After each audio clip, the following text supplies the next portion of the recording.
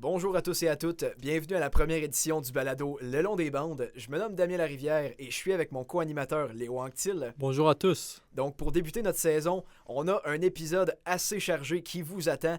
Au début, on se lance avec le Canadien de Montréal qui accueille les Bruins de Boston au Centre Bell en ce samedi soir.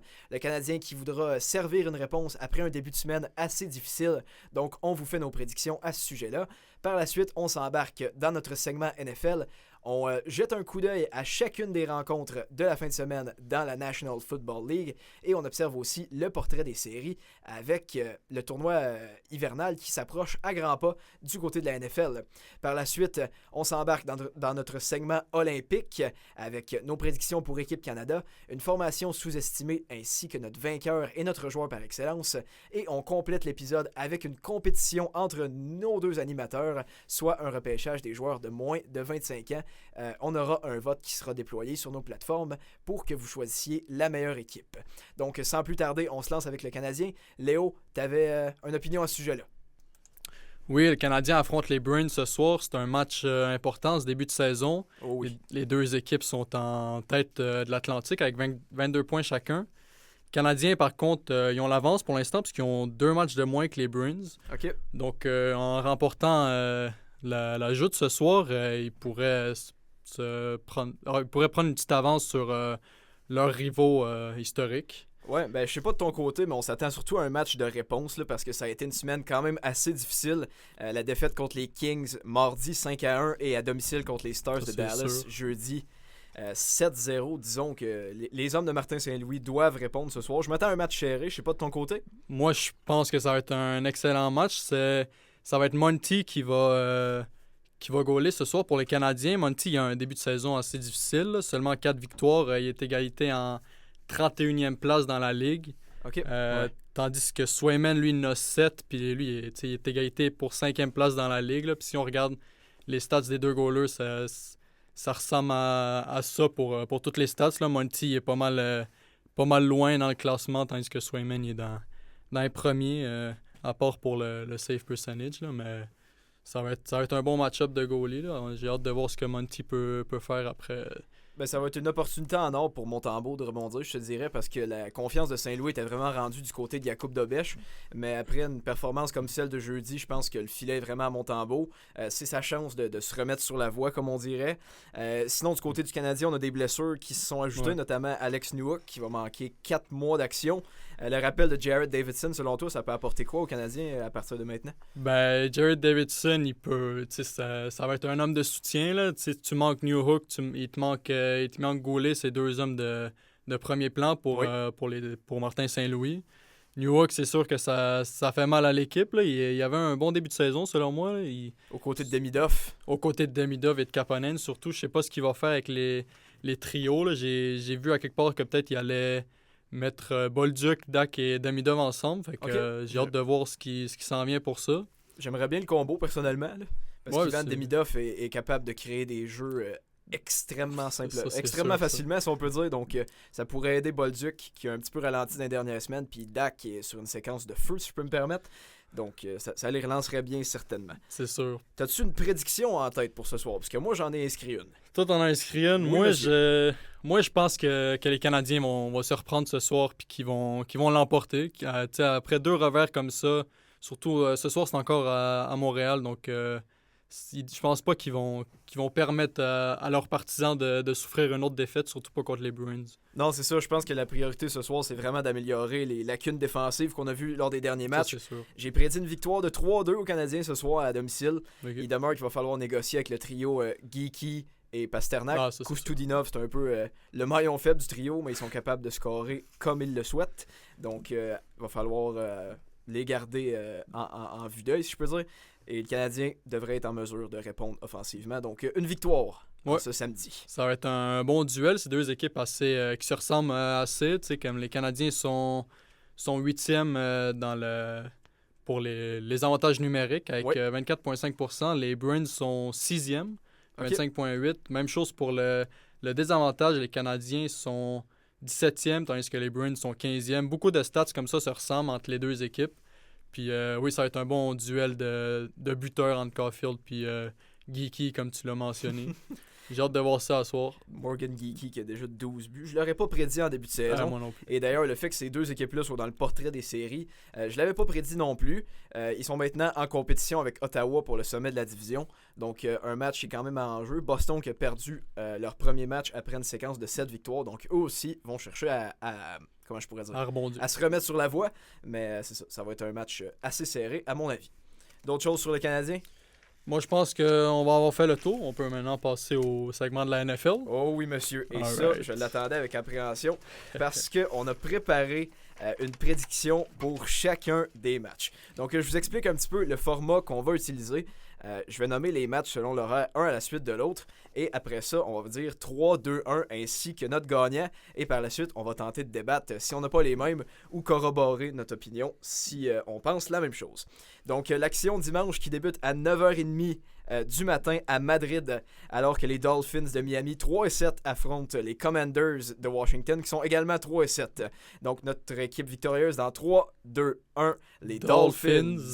OK. Right. Donc, on est d'accord là-dessus. Je te laisse sortir une opinion. Ouais, ben c'est le premier match de l'histoire de la NFL qui va se jouer à Madrid. Donc, c'est un match, on pourrait dire, de moindre historique. Ouais. Les Dolphins, moi, je les ai pris parce que ils viennent de battre les Bills.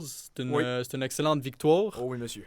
C'est sûr que la division, tu sais, il n'y a plus aucune chance Ah, les pour, papiers sont pliés. Là. pour les c'est Dolphins. terminé. Ouais, non, les Patriots, ils l'ont, cette division-là, mais les Dolphins, moi, je pense que Washington, surtout récemment, tu sais, Jaden Daniels, il vient de se blesser gravement au coude. Là. Je l'ai vu en direct, c'était pas très beau à voir. Mais non, moi, je pense que les Dolphins vont prendre le dessus sur les Commanders en fin de semaine.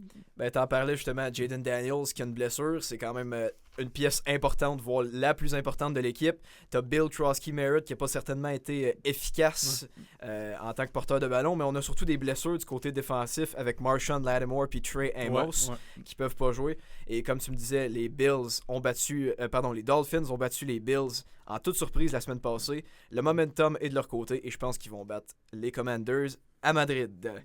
Donc maintenant, les matchs qui débutent à 13h, les Bucks 6-3 qui rendent visite aux Bills, justement, 6-3. Donc 3, 2, 1, Bills. OK, right, on reste pareil. d'accord. Donc je vais commencer là-dessus. Ouais. On en parlait justement, les Dolphins qui ont battu les Bills, ils vont chercher à obtenir une réponse. C'est sûr que les chances qu'ils gagnent la division sont maintenant de plus en plus éloignées à force que les Patriots continuent de gagner. Mais il demeure que les Bills, c'est une des attaques les plus électriques de la ligue. Deuxième en termes de verges par match et premier par la course dans cette catégorie-là. Il faut se rappeler que les Bucks sont aussi sans les services de leur porteur Bucky Irving. Ouais. Je pense quand même que ça va être un match serré, mais je vois les Bills l'emporter dimanche. Ouais, moi, je vois les Bills l'emporter. En ce moment, ils sont 6e dans le portrait des séries. C'est pas une place où Josh Allen est supposé être, si on regarde son portrait en tant que carrière, un des meilleurs carrières de la ligue. Ouais. Mais moi, Tampa Bay, ils viennent de battre San Francisco, si je me trompe pas. Oui. Et Buffalo, moi, je les vois juste prendre le dessus sur cette partie-là. Ouais, c'est ça, on va en reparler un petit peu plus tard, mais 6e, c'est pas la place idéale pour les Bills, surtout si on regarde l'adversaire qui affronterait présentement. Je vous le garde pour un petit peu plus tard, mais ça va être à suivre. Maintenant, un autre match à 1h, les Chargers 7-3 qui rendent visite aux Jaguars 5-4. 3, 2, 1, Jaguars. Chargers. OK, cette fois-ci on diffère. Je te laisse Alright. partir avec les Chargers. Ben moi, dans mon cas, tu sais, je me suis noté que les Chargers sont juste tout simplement meilleurs que les Jaguars, mais c'est pas un bon argument. Fait que moi, je dirais que les Chargers, ils ont une excellente année. Là. Cette année, tu sais, t'as Ladd McConkey qui a un excellent duo avec Justin Herbert, un des meilleurs carrières de la ligue. Certainement. Les Jaguars qui, je pense qu'ils manquent de confiance en ce moment avec les performances des Colts dans le NFC South. Fait que la course commence à être... ça commence à se faire tard pour les Jaguars dans mon cas. Fait que moi, je prendrais les Chargers là-dessus. De mon côté, je suis allé avec les Jaguars parce que, comme tu le disais, leur place en série ne tient qu'à un fil. Donc, ce serait une victoire super importante de leur côté. Il faut se rappeler que c'est une grande opportunité pour la défense parce que les Chargers sont sans deux hommes assez importants à sa ligne offensive, soit Rashawn Slater et Joe Alt, qui ne jouent pas pour le reste de l'année, tandis que tu as des Josh Hines-Allen de l'autre côté. Et je pense que c'est une belle opportunité pour l'attaque de se reprendre, surtout avec Brian Thomas Jr. qui connaît ses difficultés. Les Chargers, comment je pourrais dire, les porteurs de ballon, ça a été plus difficile ces dernières semaines avec Kimani Vidal. Donc, je pense que les Jaguars vont gagner vraiment par la plus mince des avances. Mais ils vont s'en sortir à domicile. Donc, juste après ça, on a les Packers 5-3-1 qui vont affronter les Giants 2-8. De mon côté, plutôt 3-2-1. Packers. OK. Donc, je pense que c'est assez unanime de ce côté-là. Les Packers, qui demeurent l'une des meilleures formations de la NFL, ont connu des dernières semaines un petit peu plus difficiles après un début de saison en feu. Il faut se rappeler que les Giants ont congédié lundi leur coach Brian Daboll. Et donc, il faut faire les ajustements à ce niveau-là. Ça fait seulement 6 jours. Et Jordan Love risque d'avoir plus d'opportunités cette semaine après un match où Josh Jacobs a couru énormément contre la défense des Giants. Je pense que ça va être le temps de repartir par la voie des airs. Ouais, c'est sûr que les Giants ils éprouvent beaucoup de difficultés en ce moment. Là, Jackson Dart qui avait eu un bon premier match, on va le dire comme ça. Tout le monde avait confiance en lui qu'il allait peut-être produire par la suite. Mais écoute, là, après la blessure de Cam Skattebo, il faut se rappeler qu'ils sont sans Malik Neighbors aussi. Fait que ça va être dur. Ça va être une dure fin de saison pour les Giants. Je ne peux qu'être en accord. Au repêchage, ça va certainement être intéressant de les voir sélectionnés dans le top 5. Ouais. Donc, juste après un match qu'on a déjà vu un petit peu plus tôt cette année, qui avait été du cinéma pour être honnête, les Bengals qui se rendent à Pittsburgh pour visiter les Steelers, 3-6 contre une équipe de 5-4, donc 3-2-1, les Steelers. Right. OK, donc on est tous les deux d'accord là-dessus. Je te laisse te lancer. Ouais, donc les Bengals, pour moi, c'est aussi simple que ça. Cette semaine, ça va être leur funérailles. Ils sont encore sont encore, si on regarde le record de toutes les équipes dans leur division, sont encore dans la course. Mais après une défaite, lorsqu'ils vont perdre, selon moi, contre les Steelers en fin de semaine, ça va être la fin de leurs espoirs en série. Il faut se rappeler que les Ravens continuent de remonter aussi après 3 victoires.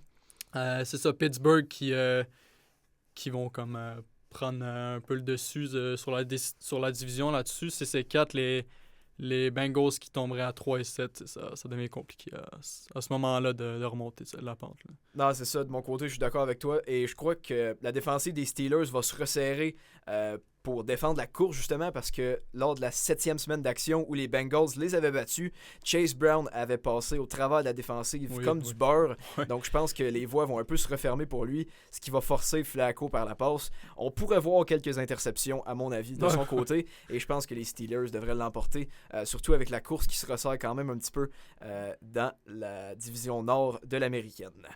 Donc, par la suite, on a les Bears 6-3 qui visitent les Vikings 4-5. 3-2-1 Bears. OK. Right. Donc, à date, on converge pas mal avec nos opinions. Donc, en ce qui me concerne, les Bears, je les ai choisis parce que du côté des Vikings, on a beaucoup de difficultés à connecter par la passe, notamment avec la blessure à la main de J.J. McCarthy qui l'empêche d'être parfaitement précis, si je peux dire. Donc, encore de son côté, est-ce que des interceptions seraient à prévoir? On le verra bien dimanche. Justin Jefferson qui n'est pas en mesure de maintenir les mêmes statistiques non plus. Non. Et quand tu regardes le jeu en 4e quart de Caleb Williams, c'est juste impressionnant les statistiques qu'il maintient. Ça va être un match serré, mais je vois les Bears s'en sortir et pas nécessairement confirmer leur place en série, mais se donner une belle chance face aux Lions et aux Packers. Oui, les Bears, c'est un match assez important pour la NFC North. Oui. Ils sont encore dans la course. Là. Les Lions, ils ont le même record que les Bears. Puis ils jouent contre les Eagles en fin de semaine, ce qui va être un gros duel. Un gros duel qui pourrait très, très bien perdre, les Lions. Fait que les Bears, après cette semaine, pourraient très bien être premiers dans leur division. Fait que c'est un match, surtout contre une équipe qui s'affaiblit. Ouais, une équipe pas mal amochée des Vikings. C'est un match qui devrait gagner les Bears. Là. Non, c'est ça, je suis amplement d'accord. Ben Johnson, si le projet série fonctionne enfin à Chicago, c'est en fin de semaine que ça se passe. Par la suite, les Texans qui rendent visite à Nashville aux pauvres Titans, 5-4 face à 1-8. Écoute, on va dire 3-2-1, mais est-ce vraiment le cas? 3-2-1, les Texans. OK, je pense pas que ça fasse aucun doute. Je te laisse commencer là-dessus. Ben écoute, il n'y a pas grand-chose à dire là-dessus. C'est un match de division que les Texans vont vouloir remporter. Ils sont encore dans la course aux séries. Oui, monsieur. Puis, écoute, ils jouent contre les Texans. Fait qu'il n'y a pas grand-chose à dire là-dessus. Non, c'est ça. Du côté des Titans, c'est une autre une autre semaine compliquée la semaine dernière, maintenant avec une fiche de 1-8. Les Texans qui sont, j'ai dit 5-4, je pense que c'est 4-5 plutôt, exact. Ça. Ils ont l'opportunité de se remettre avec une fiche de 500. Ils ont eu cette opportunité-là 2 fois plus tôt dans la saison. Ils ne sont pas parvenus, mais c'était contre des équipes avec des fiches victorieuses. Cette fois-ci, c'est le Tennessee qui est très amoché. Comme on le disait un petit peu plus tôt, il ne semble pas vraiment avoir de connexion offensive avec Cam Ward et ses receveurs. Moi, je trouve ça plate. Là. Cam Ward, j'avais hâte de le voir. Il avait fait un excellent jeu en début de saison qui allait peut-être donner des espoirs. C'est ça, un avant-goût de ce qu'il allait faire, mais finalement... Mais c'est un petit peu dommage pour son développement. On part un petit peu sur une parenthèse, mais le développement de Cam Ward doit s'habituer au système de jeu de Brian Callahan qui, après quelques semaines, a été renvoyé. Maintenant, il faut recommencer de zéro et c'est pas avec les meilleurs outils du monde qu'il va le faire. Donc, la situation qui est très difficile au Tennessee présentement. Très difficile. Et finalement, le dernier match qui va débuter à 13h dimanche, les Panthers 5-5 qui rendent visite aux Falcons d'Atlanta 3-6. 3-2-1. Panthers. Falcons. Alright. OK, yes, on dit faire. Ça, c'est intéressant. Un petit peu plus tôt dans la saison, les Panthers l'avaient emporté assez aisément face aux Falcons avec une belle victoire de 30-0. Mais ça avait été assez difficile cette saison en termes de production offensive du côté des Panthers. Bryce Young qui a un petit peu de difficulté à trouver son nouveau receveur Taylor McMillan. Honnêtement, on a beaucoup misé sur Rico Dowdle au fil des dernières semaines et je pense que la défensive des Falcons va s'y adapter et de leur côté justement AJ Terrell qui devrait être en mesure de couvrir Taylor McMillan. Donc je pense que les Falcons vont vouloir sauver un petit peu la face avec leur fiche de 3-6 et devraient l'emporter contre les Panthers dimanche. Ouais, moi, dans mon cas, j'ai dit les Panthers. Yes. T'as des bons arguments, là, AJ Terrell, tout un demi de coin, mais... Les Panthers, selon moi, c'est un match de division, encore une fois. Oui. Les Panthers sont encore en course, on le rappelle. Les Buccaneers, ils ont 6 victoires, 3 défaites. Ils jouent contre les Bills, comme on l'a dit précédemment. Un gros test. On leur a pas donné la victoire, d'ailleurs, donc ça pourrait se resserrer. C'est ça, exactement. Fait qu'avec une victoire des Panthers, ils sont encore en course pour leur division. Puis Bryce Young, qui joue assez bien cette année, comparé aux deux années passées. J'ai hâte de voir ce match-là. Ça devrait être un bon match, mais moi, je pense du côté des Panthers dans ce cas-là. Non, c'est ça. C'est un petit peu un 50-50, mais je pense que du côté des Falcons, les dernières semaines ont été assez difficiles. On va vouloir sauver la face un peu sur une saison pour laquelle on avait des attentes après autant d'ajouts du côté de la défense. Mais finalement, le projet qui est un petit peu tombé à l'eau. Donc finalement, des matchs qui vont débuter à 4h05. On a l'un des plus gros de la semaine, les Seahawks 7-2 qui se rendent à Los Angeles au SoFi Stadium pour visiter les Rams, également 7-2. Le vainqueur de ce match-là qui va prendre les commandes de la NFC West, 3-2-1, les Rams. Ben non. Donc je te laisse commencer sur le sujet. Alright, ben c'est ça comme tu l'as dit, le gagnant de ce match-là va prendre la NFC West, mais va aussi prendre les commandes de la NFC. La NFC tout simplement, si tout roule bien de ce côté-là. Mais les Seahawks, que dans mon cas, Kenneth Walker va commencer à se réveiller, même s'il joue contre une excellente défense du côté de la course. Ok, j'ai une autre opinion là-dessus. Ok, Kenneth Walker, que dans mon cas, on l'a vu la semaine passée, il y a eu quand même des bonnes récoltes. Même chose pour Zach Charbonnet. Là, c'était une pelletée de points contre les Cardinals, 44-22 la semaine dernière. C'était pas beau à voir. Mais c'est ça, Sam Darnold qui joue comme un MVP, ça va être... Ça, c'est une des choses que j'ai le plus hâte à voir, c'est Sam Darnold contre Matthew Stafford, un duel pour la course au MVP cette année. Mais pour moi, les Seahawks, ils vont juste démontrer qu'ils ont comme un peu le dessus sur leurs rivaux de division. Ils ont déjà perdu un match de division cette année contre les 49ers. En début de campagne. En semaine 1, oui, justement.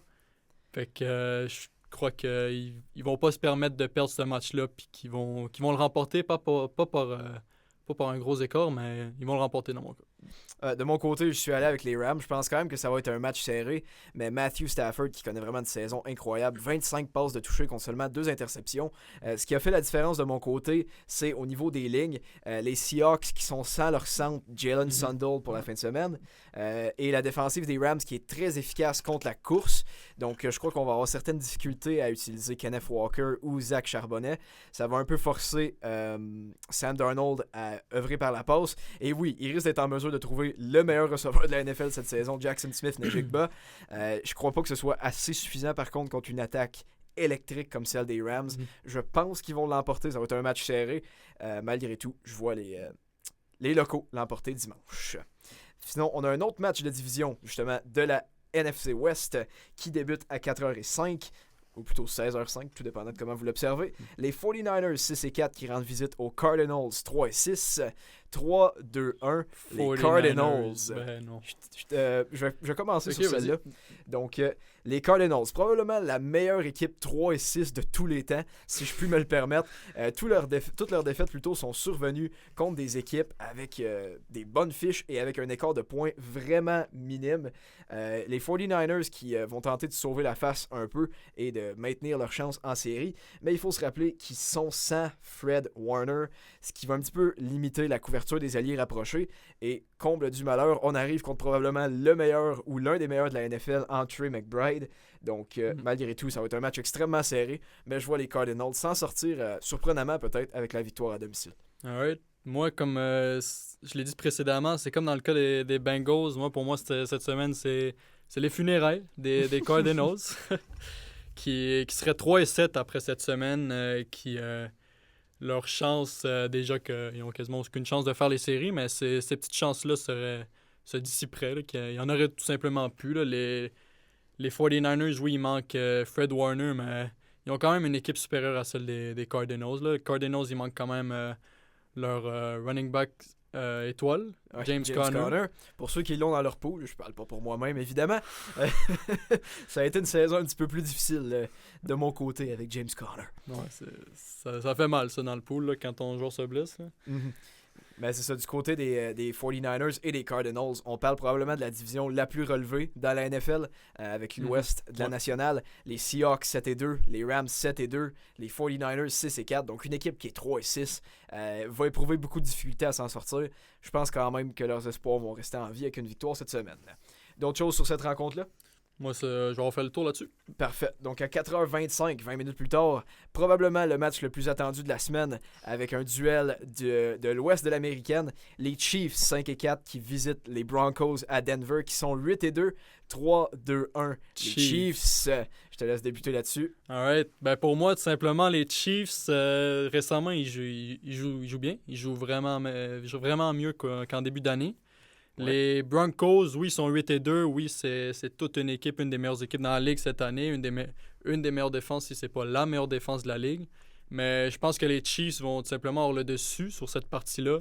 Patrick Mahomes va pas se laisser faire. Va pas perdre contre une équipe de division qui ce match-là l'éloignerait encore une fois des séries, ce qui est surprenant. Mais moi, je pense que c'est le début de la remontée des Chiefs et qui vont remporter ce match-là en montrant à la Ligue qu'ils sont encore là et sont encore puissants. Non, je suis amplement d'accord avec toi. C'est un match capital pour l'ouest de l'AFC. Les Broncos qui pourraient vraiment s'en sortir s'ils gagnaient ce match-là. Mais du côté des Chiefs, c'est 2 défaites consécutives au cours des dernières semaines. Patrick Mahomes qui joue comme un candidat MVP. Je pense que cette fois-ci, ça va paraître. Surtout que les Broncos, la fiche de 8-2, selon moi, raconte pas toute l'histoire. Il y a plusieurs rencontres qui se sont terminées par des écarts vraiment minimes, dont une victoire contre les Jets, par exemple, ou contre les Raiders, qui ont été assez difficiles. Il faut se rappeler qu'ils sont sans Patrick Surtain aussi cette semaine. Donc, je vois les Chiefs s'en sortir avec une victoire pour venir resserrer les choses dans l'Ouest. Ouais. Donc, justement, à 4h25, un autre match assez important qui débute à ce moment-là, celui des Ravens 4-5 qui rendent visite aux Browns 2-7. Un autre match de division, 3-2-1, les Ravens. Ouais. Donc, je vais commencer là-dessus. Je pense quand même que ça va être un match plus serré que prévu parce que Lamar Jackson n'est pas à 100%. Donc, il va falloir tout de même apporter une certaine protection du côté des Ravens face à Myles Garrett. Lui mettre peut-être une équipe double, voire triple pour le couvrir. Mais je pense quand même que l'attaque des Ravens est rempli de fabricants de jeux, si je peux le dire comme ça. Donc, il va y avoir plusieurs options ouvertes de leur côté et ils devraient s'en sortir avec la victoire, surtout que ça serait capital pour leurs espoirs de série cette année. Après avoir débuté 1-5 avec une victoire dans ce match-là, serait maintenant à 5-5. Donc, une remontée lentement mais sûrement de leur côté. Ouais, j'ai pas mal les mêmes opinions que toi. Là. La NFC North est très serrée, la AFC North, est très serrée en ce moment. Ouais. Les Steelers sont 5-4. Ouais, même les Bengals 3-6. Oui, l'histoire n'est pas finie pour eux encore. Non, pas du tout, mais je pense que les Ravens vont l'emporter. C'est une équipe vraiment meilleure que celle des Browns, là, qui ont surtout des problèmes au niveau du corps arrière, avec Jerry Jeudy qui ne performe pas comme il devrait. Non, les Browns misent beaucoup sur Quinshon Judkins au fil des dernières semaines. Je sais qu'il est affecté d'une blessure présentement. On n'est pas encore certain s'il va être en uniforme, donc ça serait intéressant à suivre. Je pense que les Ravens vont tout de même s'en sortir. Ça devrait être le cas. Et sinon, un autre match pour lequel les partisans ont beaucoup d'appréhension, Sunday Night Football à 8h15. Le match qui va débuter sera celui des Lions 6-3 qui rendent visite aux champions en titre du Super Bowl, les Eagles, qui sont 7-2. Donc 3-2-1, les Eagles. OK, donc je te laisse débuter sur celui-là. Ouais, les Eagles, une des meilleures équipes dans la ligue. Jalen Hurts, Devontae Smith qui a une des meilleures saisons de sa carrière à date. Oui, monsieur. C'est une excellente défense. Là. Les Eagles, c'est juste une excellente équipe all-around. Mais je pense qu'ils devraient battre les Lions qui sont, selon moi, un petit peu en régression selon leur niveau de jeu habituel en ce moment. En effet. Je pense que les Eagles devraient prendre les dessus sur ce match-là et juste démontrer qu'ils sont une meilleure équipe pour la course à la... Le titre de la NFC. C'est ça, oui, merci, au titre de la NFC. Ouais.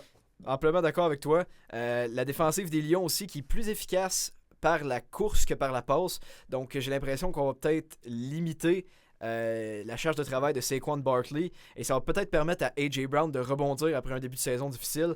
Comme tu le mentionnais, Devontae Smith connaît une des meilleures saisons de sa carrière. Précision, je l'ai dans mon pool.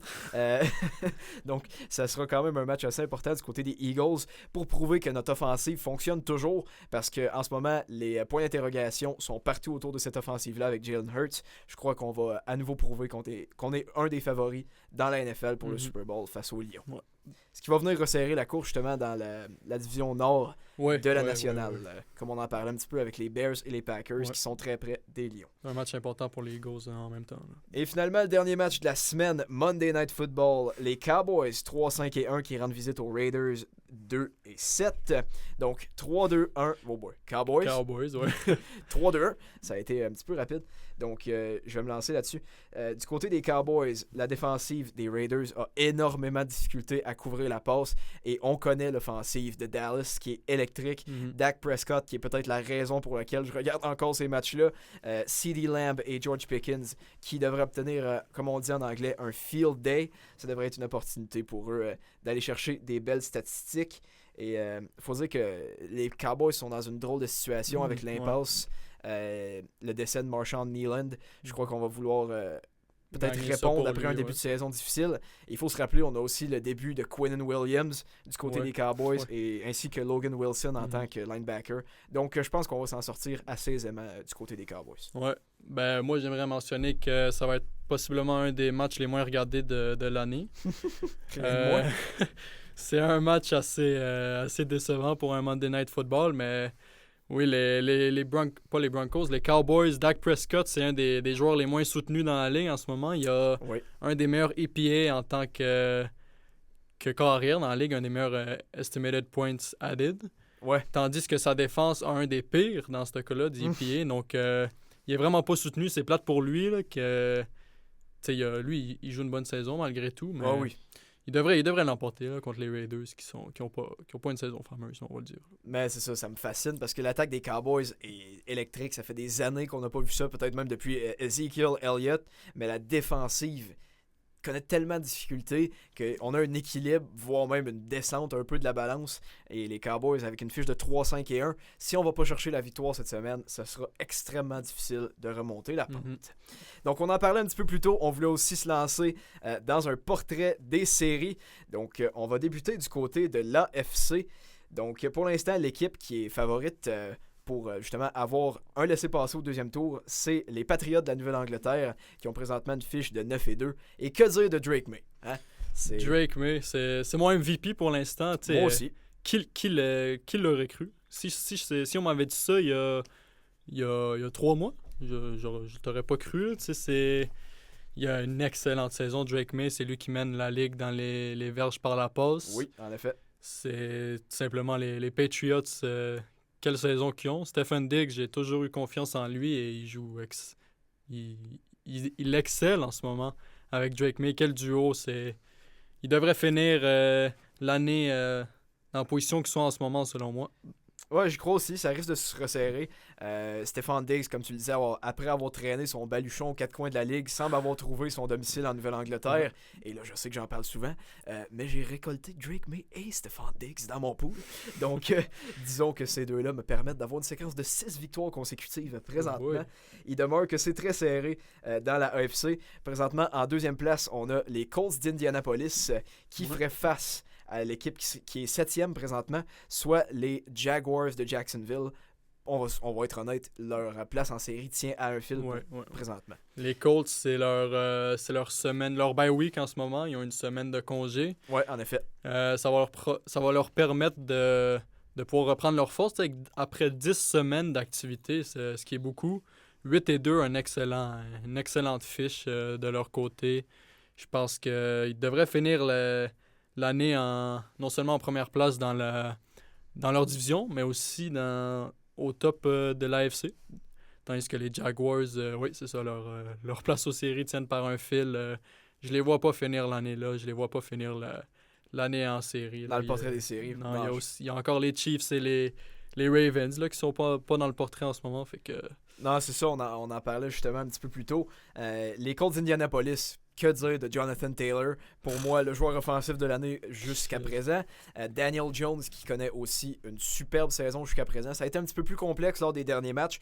Je crois pas que Indianapolis soit en mesure de maintenir comment je pourrais dire, le rythme de 8-2, mais je crois quand même qu'ils devraient se faufiler dans les séries assez aisément, surtout dans leur division. Et comme on le disait, Jacksonville connaît beaucoup de difficultés à l'attaque. Personnellement, je les vois gagner cette semaine, donc ça va se jouer jusqu'au dernier moment pour la place en série. Avec Travis Hunter qui est out pour le reste de l'année. Oui, ça c'est assez problématique, surtout qu'il joue des deux côtés du ballon. Donc je vois quand même une autre équipe telle que les Chiefs ou les Ravens leur voler leur place, mais ça va jouer jusqu'au fil d'arrivée. Moi, j'aimerais aussi noter la performance de Jonathan Taylor la semaine passée. 244 verges pour 3 touchés. C'est inarrêtable. J'ai vu ça, j'en croyais pas mes yeux. Là. Quelle performance. Là. Mais celui qu'on surnomme JT est déjà à 17 touchés pour la saison. Ouais. Pour l'instant, il est en voie d'en avoir 29 s'il suit la même cadence. Donc, ça, c'est des nombres qu'on n'a pas vus depuis très, très, très longtemps. Candidat serré au MVP également. Mm-hmm. Donc là, en troisième place, on a les Broncos de Denver, qui affronteraient les Bills de Buffalo, qui sont 6e présentement. Si ce duel-là se maintenait, on l'a vu l'année passée, mais je crois que cette saison, ça serait encore meilleur du cinéma. Sortez le popcorn, comme on dit. Ouais, mais Josh Allen, qui dans les séries performe vraiment bien. C'est un des meilleurs joueurs dans les séries, sauf quand il affronte Patrick Mahomes. Ouais, ça semble devenir plus difficile. Quoique l'année passée, ça s'est joué à un rien, ce qu'on appellerait une décision des officiels. Ouais, ça c'est... En tout cas, on va pas trop en parler, là, mais ouais, les Bills qui vont maintenir leur place dans les séries, là, je peux pas le croire. Moi aussi, j'en suis certain. Ouais, là, qui vont chuter d'ici la fin de la saison. Puis les Broncos, même chose pour eux, ils ont une excellente saison avec Bo Nix qui joue très bien. Ils devraient demeurer premiers dans leur division si tout se passe bien. Ouais. Donc, reste à voir. Mon opinion diffère un peu sur Bo Nix. Honnêtement, c'est très inconstant comme saison de son côté. Il y a vraiment des matchs où tu vois, comment je pourrais dire, les éclairs de talent. Mais il y a d'autres matchs où c'est vraiment plus difficile, notamment contre les Raiders et les Jets. J'en parlais un petit peu plus tôt. Je verrais les Bills emporter un duel comme celui-là, mais ce serait extrêmement serré. Et comme dernier duel, plutôt, on a les Chargers en 5e place qui affronteraient les Pittsburgh Steelers en 4e place. Je vais débuter avec celui-là. Je pense quand même que les Chargers auraient le dessus sur les Steelers. Je sais pas à quoi m'attendre des Steelers d'une semaine à l'autre. Parfois, Aaron Rodgers et ses receveurs qui offrent une super belle performance, la défensive qui fait le travail, tandis qu'à d'autres semaines, c'est un désastre. Et je pense qu'en série, on verra un petit peu la tendance des Steelers. Une fiche juste au-dessus que 500 et une défaite au premier tour. C'est une tendance qu'on a observée ces dernières années avec Russell Wilson. Donc, je verrais les Chargers l'emporter à ce moment-là. Leur offensive qui est juste trop demandante pour la défense des Steelers. Ouais, j'ai la même opinion que toi. Les Steelers vont probablement finir avec une fiche de 9 victoires, 8 défaites, comme ils le font depuis je sais pas combien d'années. On commence à y être habitué. Sous Mike Tomlin. Les Chargers, tu sais, Oui, ça serait à Pittsburgh si la tendance se maintient, Ouais. mais les Chargers sont ils ont tout simplement une meilleure équipe. Donc, je les vois vraiment remporter ce match-là. Non, c'est ça, je les vois renverser la vapeur. Justin Herbert aussi qui va vouloir prouver sa valeur en série. On se rappelle l'an dernier, les Chargers qui avaient été éliminés par les Texans de Mhm. façon assez convaincante. Ouais. 4 interceptions du côté de Justin Herbert. Ça peut pas arriver à nouveau cette année. Je pense qu'on va vouloir voir une réponse du côté de Herbo. Oh oui. Donc maintenant, on se déplace du côté de la NFC, la nationale. Pour l'instant, en deuxième place, les Seahawks de Seattle qui affronteraient les Packers de Green Bay qui sont situés en septième place. Et ça aussi, ce serait un duel de premier tour à pas manquer. Les Seahawks qui connaissent un début de saison du tonnerre. Comme on en parlait, la connexion d'Arnold Smith-Najigba qui a permis aux Seahawks de l'emporter à plusieurs reprises. Mais du côté de Green Bay, après quelques semaines un petit peu plus houleuses, je crois quand même qu'on arrivera en série en confiance. Jordan Love, qui en a prouvé beaucoup ces dernières années. Josh Jacobs, qui est, comment je pourrais dire, un parangon de fiabilité, un modèle de fiabilité, disons que je m'avance pas dans le dictionnaire français. Et on a Micah Parsons aussi, qui a été une acquisition déterminante. Ouais. Donc, ce serait un match-up assez serré. Je verrais les Packers l'emporter, mais je sais pas si tu diffères avec moi là-dessus. Moi, c'est sûr que je diffère avec toi là-dessus. C'est un duel qu'on a vu souvent dans le passé entre les Seahawks et les Packers dans les séries. C'est toujours, ça amène toujours un spectacle, tout un spectacle, tout simplement. Les Seahawks qui ont un excellent début de saison, puis moi, je les vois vraiment, s'ils l'emportent cette semaine, je les verrais comme des aspirants au trophée Lombardi cette année. Hmm. Les Packers, oui, ils ont tout, ils ont une bonne saison, malgré c'est ça leur difficulté récemment. Mais je vois vraiment les Seahawks, leur jeune équipe et leur excellente défense sous Mike McDonald prendre les dessus là-dessus. Ouais, je vois certainement les arguments que tu dis. Je pense quand même que ce serait un match extrêmement serré du côté de Seattle, Old Lumen Field. J'ai oublié de le mentionner aussi, les Eagles qui présentement seraient l'équipe qui obtiendrait le laissez-passer au deuxième tour. Donc on en discutera un petit peu plus tard. Maintenant, la troisième place de la division présentement occupée par les Lions de Détroit qui se mesurait à la sixième place présentement occupée par les Bears. Ouais. Donc un duel de division pour débuter la série. Et là, cette fois-ci, je pense que le miracle des Bears s'éteindrait sous les Lions qui ont connu des séries assez difficiles l'an dernier en étant éliminés beaucoup plus tôt qu'on aurait pu le prévoir. Si je me trompe pas, c'était contre les Commanders. Oui, C'est ça, c'était une performance électrique de Jaden Daniels. Cette fois-ci, je crois pas qu'on va vouloir que l'histoire se répète avec Dan Campbell, les Lions de Détroit qui l'emporteraient face aux Bears. Oui, ben ça va être un match avec deux équipes qui se connaissent, qui vont avoir joué 2 fois l'une contre l'autre durant la saison. Oui. Donc, ça va être un match assez intéressant. Non, ça va être de l'offensive et des feux d'artifice. Oui, c'est sûr. Moi aussi, je pense que Jared Goff a plus d'expérience dans les séries Ouais. que Caleb Williams. Ça serait sa première participation. En effet. Fait que, ouais, moi aussi, je suis de ton côté. Les Lions remporteraient ce duel-là. Et là, il nous en reste un dernier, selon moi, peut-être l'un des plus intéressants. La quatrième place occupée par les Buccaneers de Tampa Bay, qui affronterait la cinquième place présentement occupée par les Rams de Los Angeles.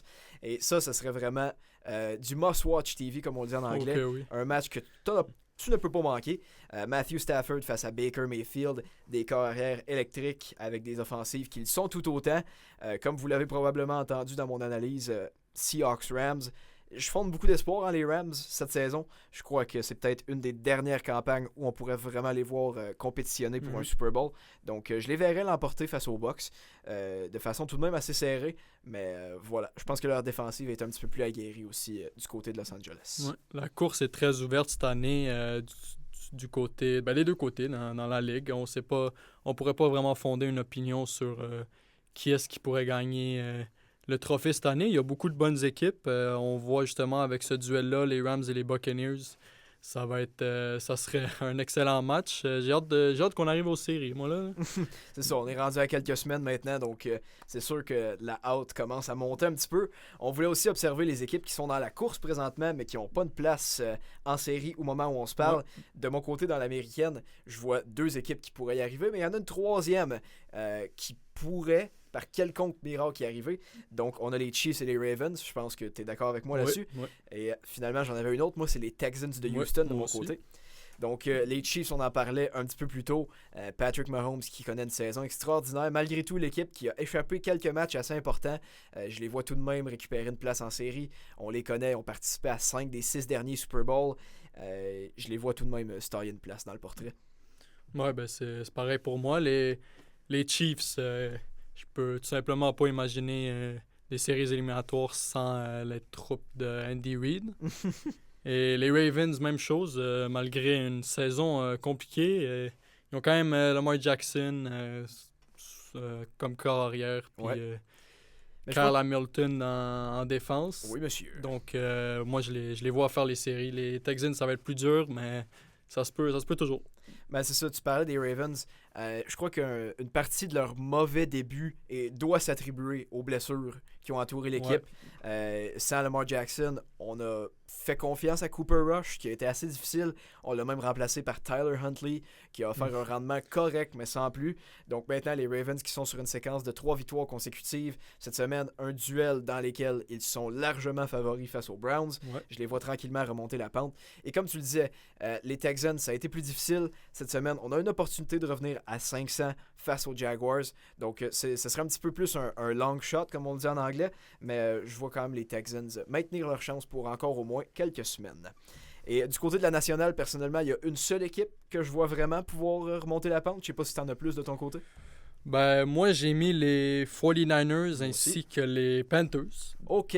Ben, je te laisse te lancer avec tes deux équipes. Ouais, ben les Panthers, tu sais, la course dans la NFC South est pas finie. Non. Avec les Buccaneers qui pourraient très bien chuter. Tout peut arriver de leur côté, surtout avec un match cette semaine face aux Bills, pardon. Tandis que les 49ers, ben, ils ont 6 victoires, 4 défaites. Ils affrontent les Cardinals cette semaine. La course dans la NFC West est vraiment loin d'être finie. Donc, c'est deux équipes que, pour moi, pourraient possiblement prendre une place dans le 4e os. Non, c'est ça. De mon côté, j'avais justement les 49ers.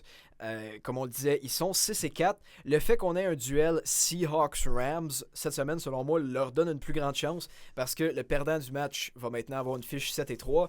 Et si les 49ers devaient l'emporter face aux Cards, comme tu le mentionnais, ils seraient maintenant à 7-4. Donc la course qui serait très très très serrée à ce moment-là dans la NFC West. Donc je pourrais voir les 49ers se faufiler. On connaît leur talent brut. Aussi Kyle Shanahan, reconnu comme étant un des meilleurs... pas coordinateur, entraîneur-chef de la Ligue plutôt. Donc, je les vois tout de même avoir des chances jusqu'à la fin de la saison. Avec beaucoup d'expérience en série et même au Super Bowl. Et toi qui parles du Super Bowl, pour conclure notre segment NFL, est-ce que tu as une équipe que tu verrais, une petite prédiction d'une formation qui pourrait gagner le Super Bowl cette saison? Ben moi, j'ai vraiment espoir en les Lions. OK. Je pense que leur fenêtre de contention commence à se fermer. Oui, je peux te l'accorder, même si je suis pas 100% d'accord. C'est pas la meilleure édition des Rams. Des Lions qu'on a vu. Ouais, mais ben moi j'aurais vraiment envie de les voir pour une fois au Super Bowl et possiblement le gagner. Je sais pas ça fait combien d'années qu'ils l'ont pas gagné, mais ça fait longtemps. Un bon moment. Ça fait longtemps, ça c'est sûr. Fait que moi je vois les Lions. Et de mon côté, je pense que ça va se transporter dans l'américaine. Je pense de mon côté que c'est les Bills de Buffalo. On se mentira pas que dans les dernières années, ça a été beaucoup plus difficile pour les Bills, notamment parce qu'on a dû faire face aux Chiefs année après année. Mais cette saison, les Chiefs, malgré que je les vois entrer dans le portrait éliminatoire, devront faire face à de solides équipes et je suis pas certain qu'ils seront en mesure de passer des formations comme les Broncos de Denver. Donc je vois les Bills se faufiler jusqu'au Super Bowl. À ce moment-là, plusieurs équipes pourraient les affronter, que ce soit les Eagles, les Seahawks, les Rams, même les Buccaneers. Mais personnellement, je verrais les Bills... comment je pourrais dire, briser la malédiction qui les entoure avec une victoire du trophée Lombardi cette saison. Mm-hmm. Donc, ça vient clore notre segment NFL de la saison. On va maintenant se lancer du côté des Olympiques qui s'apprête maintenant, pas nécessairement s'apprête à débuter, mais qui continue de se rapprocher Un grand pas. Ouais, c'est sûr, c'est comme ça qu'on pourrait le dire. Les Olympiques qui nous attendent en février. Donc, en premier lieu, moi et Léo, on tenait à vous présenter nos alignements pour Équipe Canada cette saison. J'ai hâte de voir à quel point on diffère sur le sujet. Donc, je te laisse te lancer là-dessus. Ouais, ben moi je vais partir avec mon aliment partant. En attaque, la première ligne, j'ai mis Brandon Point, Connor McDavid ainsi que Mitch Marner. Oh, ok. C'est McDavid, je pense que ça va de soi. C'est le meilleur joueur de la ligue, le meilleur joueur au monde de hockey en ce moment. Ouais. Et ses compatriotes sur la ligne, ils ont fait partie du Four Nations. Ils ont de l'expérience avec l'équipe Canada, sont assez jeunes, ils peuvent amener de l'explosivité en attaque aux côtés de McDavid. Donc, je les vois bien s'aligner ensemble. Non, je suis bien d'accord avec toi à ce niveau-là. Brayden Point qui est reconnu pour être un patineur d'exception, Oui. pour suivre un peu la cadence de Connor McDavid, et Mitch Marner reconnu comme étant l'un des meilleurs fabricants de jeux de la ligue. Donc je pourrais bien le voir servir des plateaux d'argent. Ouais. Malgré leur début de saison pas phénoménal du côté de Marner et Point, c'est quand même des excellents joueurs de hockey, puis ils vont pouvoir vraiment aider l'équipe Canada. Yes. En deuxième ligne, j'ai mis Nathan MacKinnon au centre avec Crosby à l'aile gauche ainsi que Reinhardt à l'aile droite. Intéressant. Donc, c'est trois joueurs qui ont déjà été nommés dans l'équipe. Oui. MacKinnon qui connaît un début de saison excellent, puis je le vois vraiment prendre les dessus en ce moment en termes de deuxième centre par-dessus Crosby. C'est ça, il faut que tu m'expliques ça. Là. Pourquoi McKinnon au centre au-dessus de Sidney Crosby? Parce que c'est quand même une opinion qu'on n'entend pas souvent. Ouais. Nathan MacKinnon, excellent joueur. C'est un excellent patineur. Nathan MacKinnon, il a aussi le meilleur début de saison, selon moi. Là. Il a 33 points en ce moment. En 18 matchs. En 18 matchs, surtout. Crosby, lui, dans son cas, il en a 20. Donc, moi, je pencherais plus du côté de MacKinnon à cause du début de saison qu'il y a en ce moment. Ouais. C'est un joueur plus explosif, c'est un joueur plus jeune que Crosby, évidemment. Crosby, c'est un vétéran, ça fait longtemps qu'on le voit avec l'équipe Canada. Mais je vois plus MacKinnon au centre, selon moi, derrière McDavid pour compléter ce duo-là qui serait phénoménal. Je peux le comprendre. Je donnerai mon opinion là-dessus quand ce sera mon tour, mais tout de même. Donc, ton troisième trio maintenant. Oui, le troisième trio, je suis allé avec un trio jeune. J'ai mis Suzuki au centre, Celebrini à droite ainsi que Bedard à gauche. OK. Oui, c'est trois centres, mais moi, j'adorerais voir ce trio-là. Ça serait électrique. Ça serait un trio, exactement. Le mot qui les définit serait électrique. C'est Connor Bedard et Macklin Celebrini qui ont un début de saison phénoménal. Bedard qui avait besoin de ce début de saison-là pour être choisi pour l'équipe Canada. Ouais. Il l'a. Il est dans le top 3 de la ligue en termes de pointeurs. Suzuki qui continue à être constant, puis c'est un des meilleurs pointeurs depuis le retour des 4 nations l'année passée, puis je pense qu'il mérite vraiment sa place avec l'équipe Canada en ce moment. Intéressant. J'ai hâte de voir ton quatrième trio maintenant. Quatrième trio, je suis allé avec 3 vétérans. Ouais. Shifley, Marchand, ainsi que Mark Stone à gauche. OK. Donc, Mark Shifley, pardon, il a un excellent début de saison. Ça fait souvent que je dis ça. Là. C'est pas mal juste des joueurs qui ont des excellents débuts de saison. Au Canada, t'as pas le choix parce qu'il y a tellement de talent qui provient de ce pays-là qu'il faut que tu performes pour être choisi sur la scène internationale. C'est sûr. Puis Shifley, lui, c'est un combattant. Il est robuste, il est costaud. Il joue au centre. Il va bien compléter cette ligne-là que j'ai penché vers le côté plus costaud et robuste. Ouais. À droite, Brad Marchand, c'est encore une fois un vétéran que lui aussi il a un bon début de saison. Oui. Et ça lui permettrait de faire sa place dans l'équipe Canada. Il était aux 4 nations, lui. Ouais. C'est un joueur que tu veux dans ton équipe. C'est un leader, c'est un joueur avec... de la hargne. Avec la hargne, oui, merci. Puis, c'est un joueur qui va faire chier l'autre équipe, là, puis il est là pour ça. Non, exactement, c'est son rôle. As-tu des joueurs d'extra avec l'équipe? Moi, j'ai mis Anthony Cirelli. Ça Ok. pourrait être une excellente option défensive, Oui. surtout pour le cadre du désavantage numérique. Ah oui, je suis amplement d'accord. Ainsi que j'ai penché vers Connor Geeky. Selon moi, son début de Morgan Geeky, probablement. Oui, pas Connor Ouais. Geeky. Morgan Geeky, son excellent début de saison lui permettrait d'amener d'amener une bonne option en termes de buteur avec l'équipe Canada. Non, ça pourrait être en quelque sorte le couteau suisse. Exact, Je ouais. vois où tu.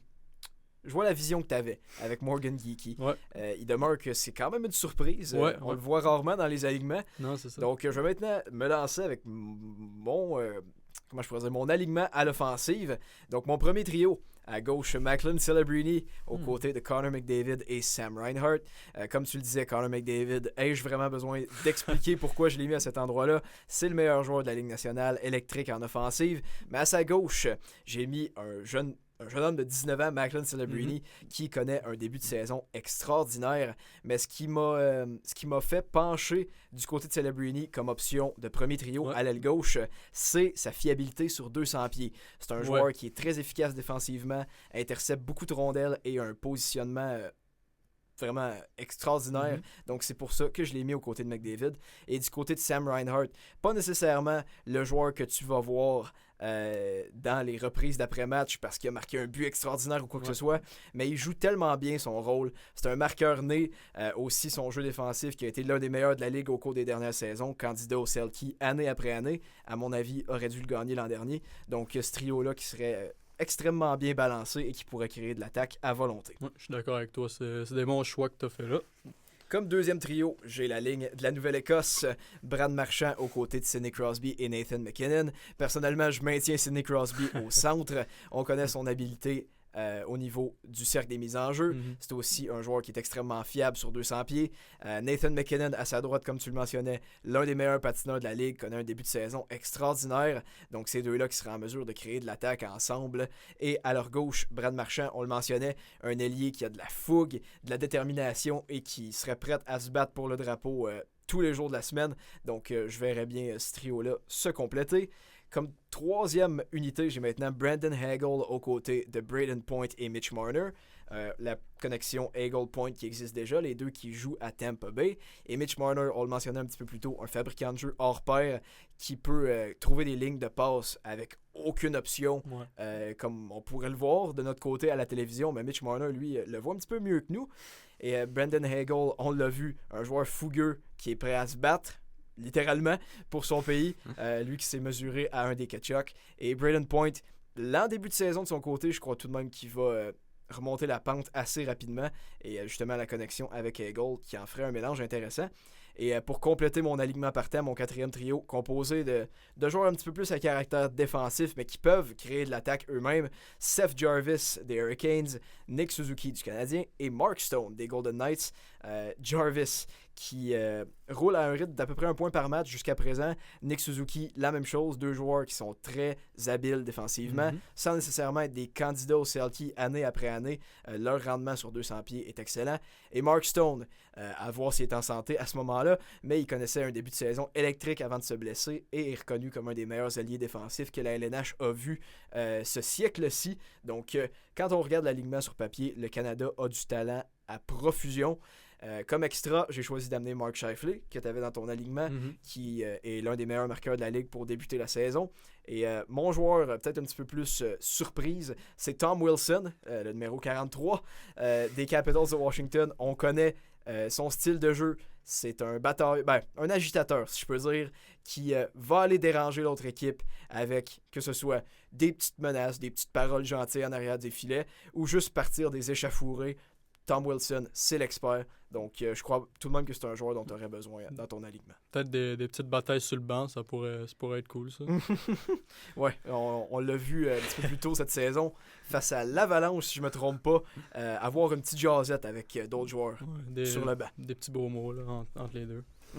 Maintenant, ton unité défensive, elle ressemble à quoi? Ouais, ben moi, j'ai commencé, la première paire, j'ai mis Devon Taves ainsi que Kyle McCarr. C'est un bon duo, ils jouent déjà ensemble, donc ils ont des affinités qui se complètent. On le voit à Colorado, donc pour moi, ça va de soi. Ouais. Ensuite, j'ai mis Josh Morrissey Ouais. ainsi que Thomas Harley. OK. 2 joueurs très polyvalents qui ont encore une fois un début de saison phénoménal. Surtout du cas de Josh Morrissey qui propulse ses Jets. Et en troisième, pour ma troisième paire, j'ai mis Drew Doughty, qui est un vétéran hors pair. Il pourrait vraiment aider l'équipe avec son leadership, ainsi que Travis Sanheim. OK. Donc, une troisième paire défensive qui pourrait bloquer des tirs, qui pourrait amener de la robustesse c'est ça, en défense, pour venir un peu brasser l'autre équipe. Ouais, amplement d'accord avec toi. J'ai certainement la vision, comme on dit. Du côté de ma défensive, j'ai également le duo Taze-Makar. Ces deux-là qui jouent déjà ensemble du côté de l'Avalanche ont été efficaces pendant des années. Ils ont une Coupe Stanley en tant que duo en 2022 du côté du Colorado. Donc, tu ne peux pas défaire ce duo-là. Comme deuxième option de la brigade défensive, j'ai Josh Morrissey aux côtés de Noah Dobson du Canadien, qui a connu un fort début de saison, particulièrement défensivement, à mon avis. Et Josh Morrissey, qui a explosé offensivement pour une autre saison, s'établit peu à peu comme l'un des meilleurs défenseurs de la Ligue nationale de hockey. Point. Donc, je les vois bien se compléter. Et comme troisième duo pour compléter la brigade défensive, j'ai Shea Theodore aux côtés de Travis Sanheim.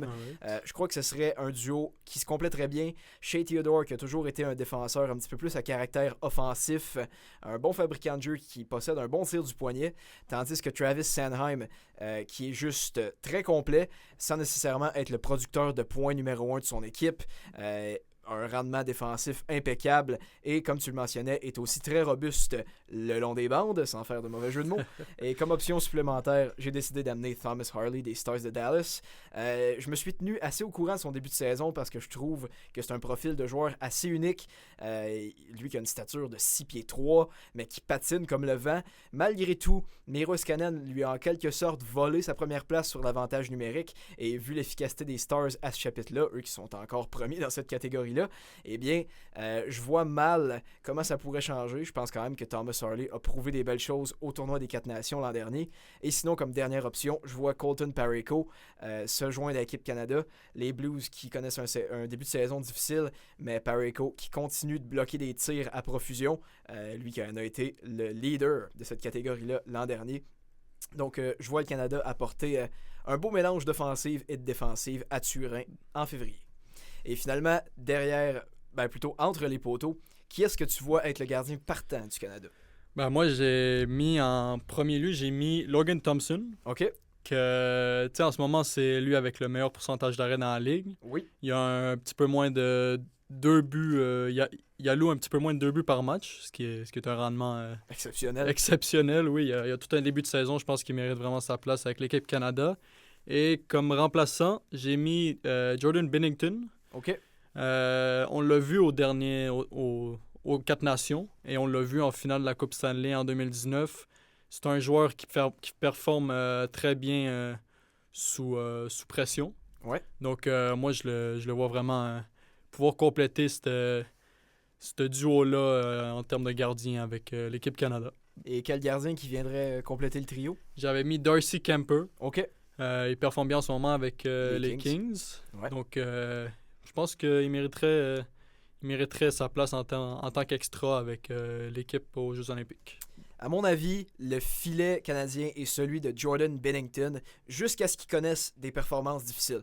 Parce que comme tu le mentionnais, il a été très efficace aux 4 Nations l'an dernier. À mon avis, sans Jordan Binnington, le Canada n'en sortait pas victorieux. Ouais. Donc, je crois quand même que John Cooper va lui faire confiance à nouveau. Mais son adjoint, comme tu le mentionnais, va être Logan Thompson cette année, à mon avis. Maintient des statistiques exceptionnel, c'est le mot vraiment. C'est vraiment derrière une défensive des Capitals qui en a arraché pour débuter la saison. Donc je pense vraiment que c'est la meilleure option que le Canada puisse ajouter à son équipe par rapport à l'an dernier. Et mon troisième gardien cette année, Mackenzie Blackwood. Ouais. Je sais qu'il connaît un début de saison un petit peu plus difficile, a été blessé aussi pour débuter la campagne cette saison, mais je le vois tout de même rebondir. L'Avalanche, qui est une équipe qui connaît un début de saison, voire historique cette année, avec une fiche de 12 Ouais, victoires, une défaite à la régulière et 5 en prolongation ou en tir de barrage. Donc, je vois Blackwood se joindre à l'équipe. Ouais. Malgré sa blessure en début de saison, on le connaît, c'est quand même un excellent gardien, puis il peut vraiment performer avec, peu importe, que ce soit avec l'Avalanche ou avec les Canadiens dans ton cas. Mm-hmm. Donc, je tiens à apporter une précision supplémentaire parce que de mon côté, j'ai décidé de laisser Connor Bedard en dehors de la formation canadienne. Oui, c'est vrai. Je sais que M. Bedard connaît un début de saison exceptionnel, 26 points en 17 rencontres, si je ne m'abuse. Et voilà, Connor Bedard, que dire de son début de saison avec les Blackhawks? Il demeure que de la façon dont l'alignement canadien est construit, je me vois mal déplacer un autre joueur pour lui faire une place, surtout que son rendement défensif se doit encore d'être amélioré. Mm-hmm. Sur la scène internationale, il y a certaines failles comme celle-là qu'on ne peut pas se permettre d'accepter, je dirais.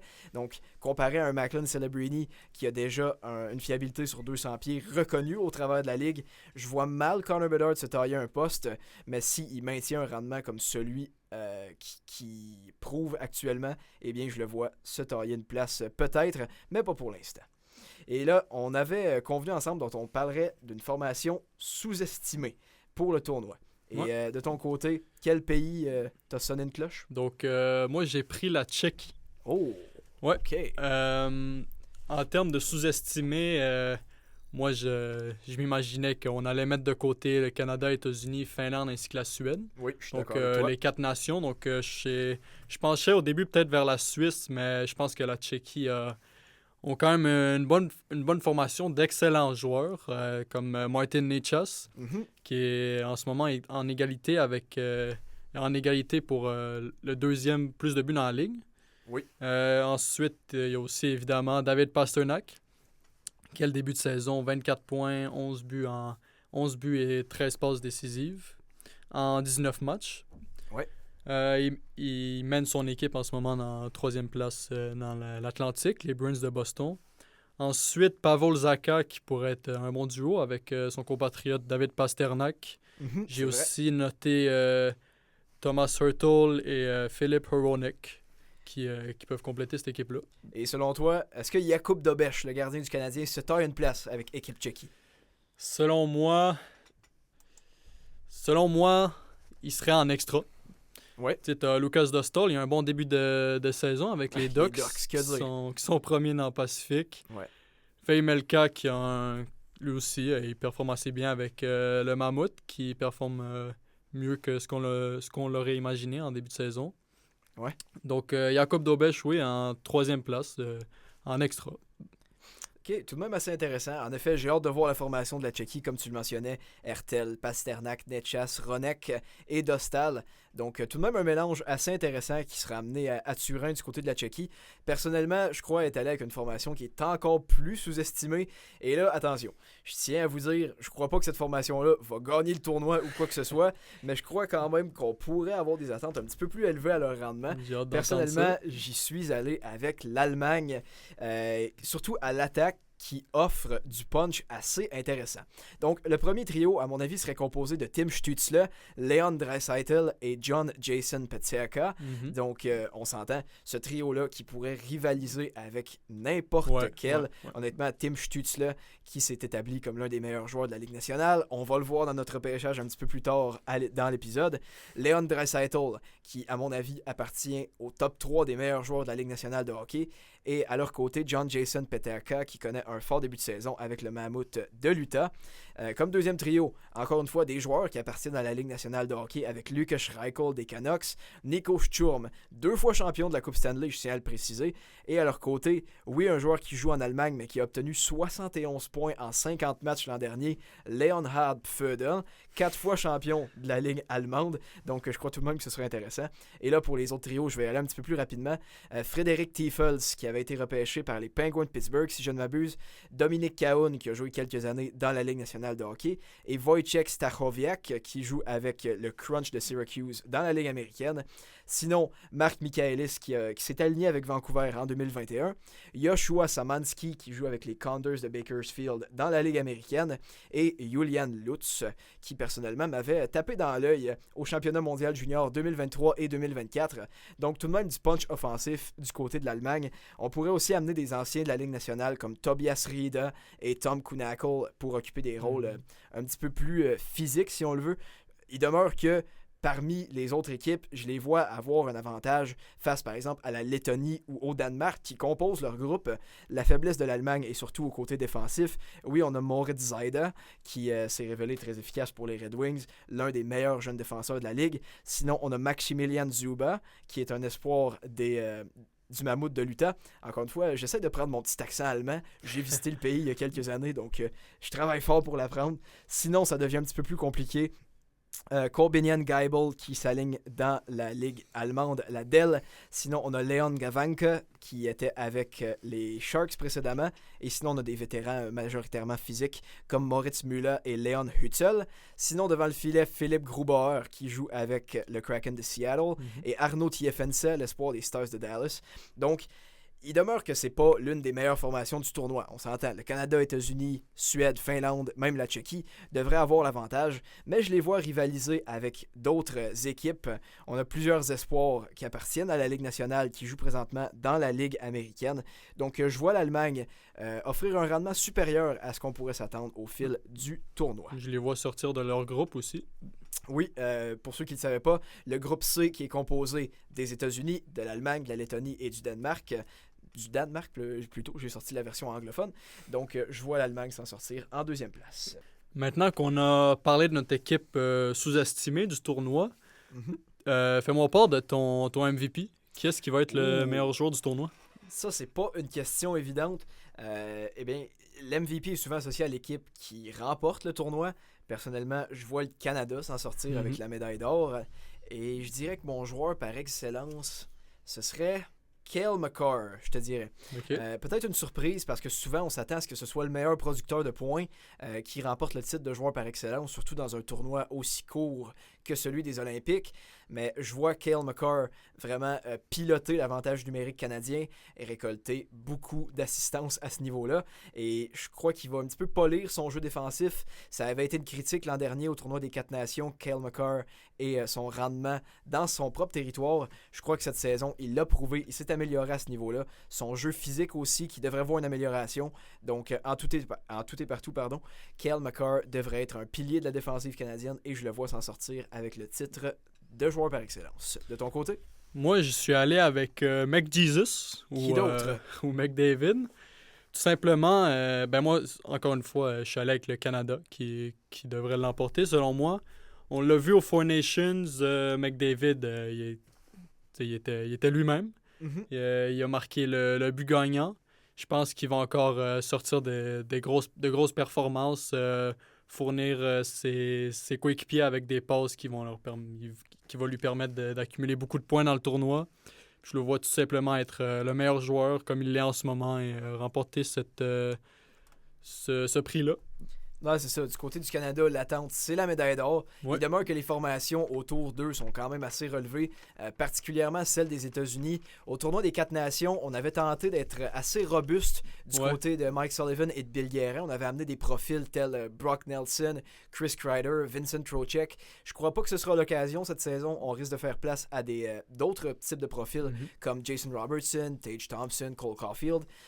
Donc ce serait intéressant à suivre. La Suède qui a une bonne formation mais qui a certains points d'interrogation au niveau des gardiens de but avec Linus Ullmark, Jakob Markstrom, et la Finlande, quelques lacunes défensives. Donc je vois le Canada emporter le tournoi. Ouais. Puis juste en regardant le portrait des équipes, tu as deux équipes vraiment, vraiment supérieures en les États-Unis et le Canada qui je les vois pas se rendre en finale l'une contre l'autre, là, dépendamment de comment le bracket est fait. Selon la structure du tournoi, ouais, je peux comprendre. Ouais, donc j'ai vraiment hâte de voir ça, ce tournoi-là. une revanche États-Unis-Canada, ça va être du cinéma. Ben, c'est un tournoi plus gros des 4 nations. Ça, Et c'est sûr, ça avait ouais. été tellement intéressant l'an dernier. Maintenant, avec le triple des équipes, je pense vraiment que ça va être des matchs qui ne faudra pas manquer. Et ça nous débarrasse du fameux match des étoiles qui, soyons honnêtes, a été un petit peu décevant au cours des dernières années. Ouais. Donc, ça nous amène à notre tout dernier segment. Et c'est là que, pour une fois, on tentera pas d'être d'accord ou de convaincre l'autre. On entre en compétition, mesdames et messieurs, notre repêchage des moins de 25 ans.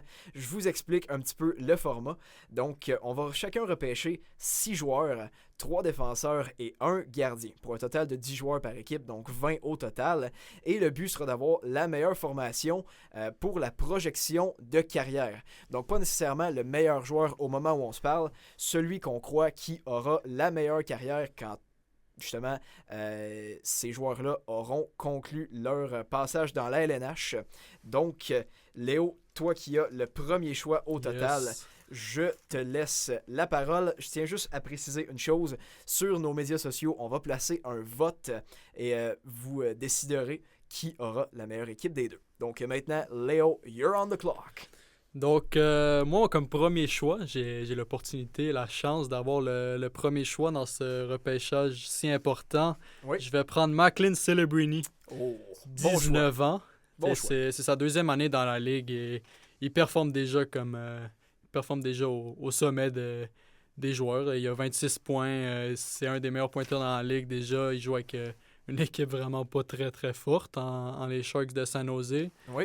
Donc, ouais, en 2 ans, il est déjà à 89 points. Moi, je le vois juste devenir le meilleur joueur des moins de 25 ans dans sa carrière.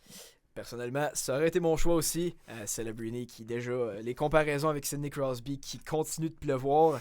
Donc maintenant, j'ai les choix 2 et 3, puisqu'on fait le repêchage en format serpent.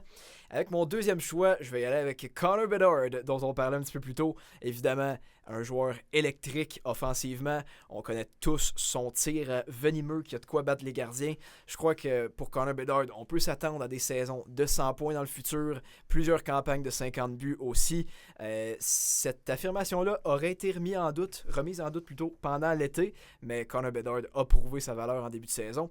Et avec mon troisième choix, c'est là que le premier défenseur va quitter les options. J'y vais avec Matthew Schaefer, qui nous a démontré des choses exceptionnelles pour débuter l'année avec les Islanders de New York. A déjà plusieurs buts à son compteur. Selon moi, déjà un défenseur top 10 du circuit Batman. Son habileté au patinage est juste exceptionnelle, mais son rendement défensif l'est tout autant. On dirait un profil à la Miros Canen si je puis déjà dessiner une comparaison comme cela après 17 matchs dans la Ligue nationale de hockey. Donc, j'y vais avec Matthew Schaefer pour mon troisième choix. Alright, moi je vais y aller avec un choix qui va peut-être un peu... on va peut-être devoir en discuter un peu, mais je vais y aller avec Ivan Demidov. OK. Ouais, tu vas peut-être... mon père va peut-être me traiter de fafane des Canadiens, mais Demidov, écoute, selon moi, il va devenir un des meilleurs passeurs dans la ligue d'ici 2-3 ans. Il est déjà un passeur exceptionnel, il est déjà un passeur hors du commun. Non, je peux pas le nier. Il peut vraiment trouver ses coéquipiers avec, peu importe, là, qu'il soit disponible, qu'il soit libéré ou non, il va trouver une façon de les libérer et de passer sa palette. Comme on l'a vu contre le Kraken, le premier match à domicile, il a passé à New Hook.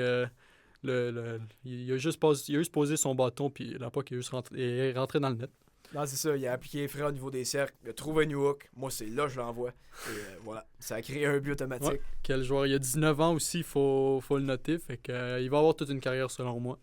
Intéressant comme quatrième choix. Ton cinquième maintenant. Mon cinquième, Oui. je vais y aller avec... Il vient de se blesser, mais je vais y aller avec Jack Hughes. OK. Ouais. Mm-hmm. 24 ans. Ça aurait été mon choix. il a 20 points cette année. Là, il va manquer 2 mois, mais... Tu sais, c'est déjà sa 6 ou 7e année dans la ligue. C'est tout... il est déjà un joueur hors du commun.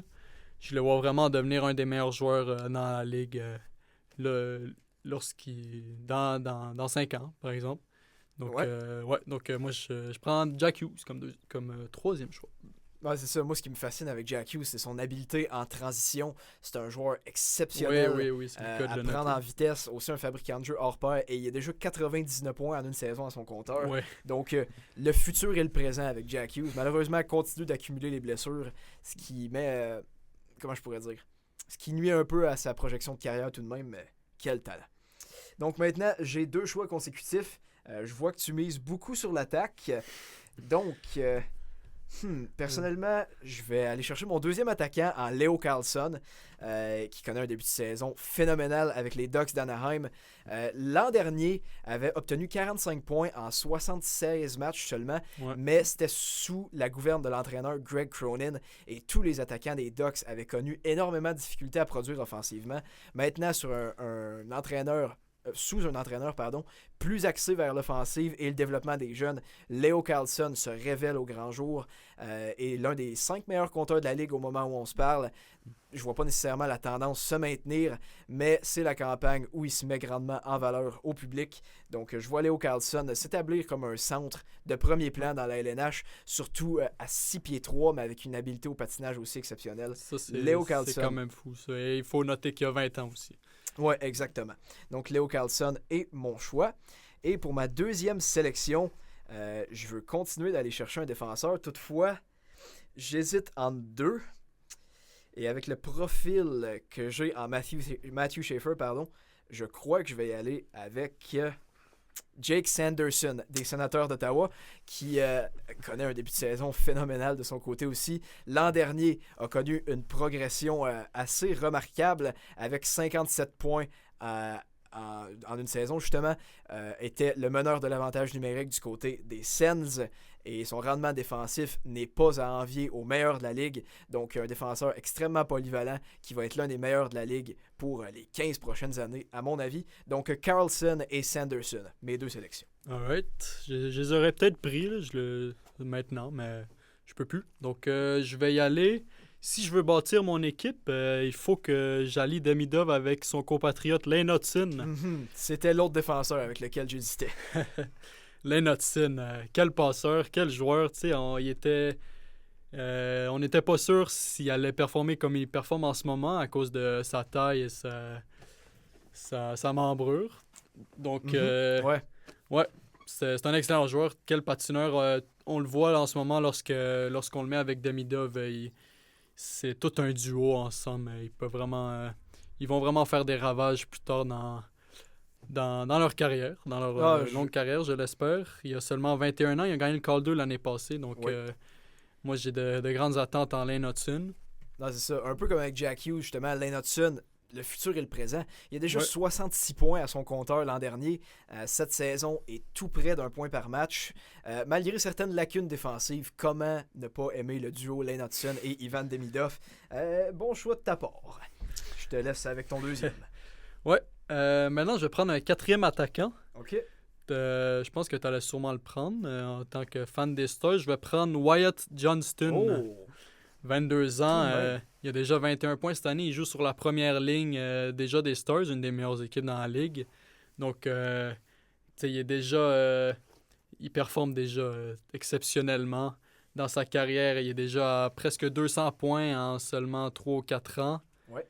Donc, je le veux dans mon équipe, tout simplement. Comme tu le mentionnais, je me tiens beaucoup au courant des matchs des Stars et Wyatt Johnston a été superbe pour débuter l'année. L'un des meilleurs producteurs de points en avantage numérique. C'est la perspective de carrière qui me fait hésiter avec Wyatt Johnston. On dirait que son plafond n'est pas encore établi, mais de saison en saison, il continue de surpasser les attentes. Donc, j'aime bien le choix de ta part. Maintenant, c'est à mon tour de repêcher 2 fois consécutives. Et j'ai déjà 2 défenseurs. Donc, je pense que c'est à moi de miser sur l'attaque, un peu comme tu l'as fait. Et comme 3e sélection à l'offensive, je vais y aller avec Tim Stützle. Comme j'en discutais un petit peu plus tôt avec mon alignement de l'Allemagne. Il connaît un fort début de saison avec les Sens qui, peu à peu, se hissent parmi les meilleures équipes dans l'association Est. Et Tim Stützle, en plus d'avoir une production offensive déjà très relevée, a vraiment amélioré son jeu défensif en début de campagne. Donc s'établit peu à peu comme l'un des meilleurs centres du circuit sur sa fiabilité dans les 3 zones de la patinoire. Donc, j'en fais ma 3e sélection. Et sinon, je le compléterai à Matvei Mishkov, qui, Hmm. oui, connaît un début de saison un petit peu plus difficile avec les Flyers de Philadelphie sous la gouverne de Rick Tocchet, mais avec John Tortorella, l'un des entraîneurs les plus sévères de la Ligue nationale de hockey, il a été en mesure de récolter 63 points à sa saison recrue et son habileté, son QI hockey est juste exceptionnel. On connaît son habileté justement avec ses mains de créer des jeux pour ses coéquipiers et il joue pas avec un vrai premier centre. Présentement, s'aligne aux côtés de Sean Couturier ou de Trevor Zegras. Donc, j'ai hâte de voir quand les Flyers seront une formation un petit peu plus relevée ce que Matvei Mishkov est en mesure d'accomplir et je lui prédis une grande carrière.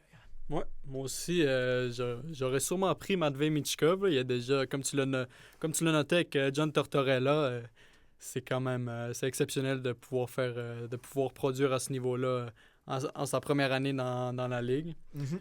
Dans mon cas, je vais y aller avec mon sixième choix, avec Luke Hughes. OK. Donc, il va s'allier avec son Wow. frère. Oui, en effet, c'est vrai. Luke Hughes, c'est pas un compteur, il est pas connu pour ça, mais c'est un excellent passeur, déjà au-dessus de 100 points dans sa carrière. Il est costaud, il est très bien bâti. Moi, j'ai besoin d'un défenseur costaud dans mon équipe Ouais. parce qu'avec Hudson, ça va pas toffer ça. Mais ouais, donc ça va être Luke Hughes comme deuxième défenseur que je vais prendre. Ouais. Ensuite, je vais y aller avec Lucas Raymond. OK, oui, très bon choix. Lucas Raymond, 23 ans, il performe très bien en ce moment. Il joue à un très haut niveau avec les Red Wings. Je le vois tout simplement avoir une bonne carrière. Là. Il a des bonnes mains, il patine bien, il a un bon tir, il a tout ce qu'il faut pour un attaquant pour que ce dernier puisse performer dans la meilleure ligue de hockey au monde. Eh bien, je dois t'avouer que la sélection de Lucas Raymond est excellente. Comme tu le mentionnais, son habileté de fabricant de jeu est déjà très bien établie pour un jeune homme de 23 ans. Je dois t'avouer que j'ai un petit peu été surpris par ta sélection de Luke Hughes, un défenseur polyvalent du côté des Devils. Plusieurs options qu'on avait sur la table. Je vais peut-être en sélectionner une des deux maintenant. Mais quand même. J'aime que tu n'y aies pas nécessairement été par la voie principale, mais plutôt par les sentiers battus. Exact. Donc maintenant, j'ai 4 attaquants et 2 défenseurs à mon compteur. Et là, du côté des attaquants, j'ai plusieurs belles options qui s'offrent à moi, mais je crois que je vais y aller avec, justement, le partenaire en crime, ça se dit mieux en anglais, partner in crime, de Leo Carlson avec Cutter Gauthier, Non. qui déjà a 21 points cette saison, mais 12 buts, et on le voit, c'est un marqueur d'élite. Il est en mesure de battre les gardiens de toutes les façons. Je le vois s'établir comme un marqueur de 40 buts sur une base constante dans la Ligue nationale de hockey, peut-être même atteindre des plateaux comme ceux des 50 buts à quelques saisons lors du sommet de sa carrière aux côtés d'un Leo Carlson. Donc c'est pourquoi je choisis Cutter Gauthier. Et je vais compléter mon trio de défenseurs avec, justement, tu parlais de défenseurs costauds. Malgré que Jake Sanderson soit un grand bonhomme, j'ai besoin d'un colosse et je vais aller avec Moritz Seider. On voit que je défends mes Allemands, mais Seider s'est établi déjà comme l'un des meilleurs défenseurs défensifs du circuit. L'an dernier a fini deuxième en termes de blocage des tirs et les Red Wings lui font confiance dans toutes les situations. Avantage numérique, désavantage numérique. En 5 contre 5, c'est l'un des joueurs qui occupe le plus de temps de jeu dans la Ligue nationale de hockey et toutes les équipes voudraient d'un Moritz Seider dans leur alignement. Ça, c'est sûr. Ce seront mes 2 sélections. Quel colosse, ce joueur-là. Excellent choix, Damien. Moi, je vais maintenant... J'ai 5 attaquants, 2 défenseurs. Oui. Je vais y aller avec le gardien OK. pour pouvoir avoir le premier choix dans cette position-là. Je vais Ouais. prendre Yaroslav Askarov. Wow! OK. Ça, je l'avais pas prédit, par contre. Explique-moi ça. Ouais, 23 ans, en ce moment, c'est sa première année dans la ligue complète. Au-dessus de 900 dans son pourcentage d'arrêt. Oui, avec Il les perf- Sharks. Oui, avec les Sharks, il n'y a pas la vie facile là-bas. Il n'y a pas la meilleure défense, il n'y a pas la meilleure attaque devant lui.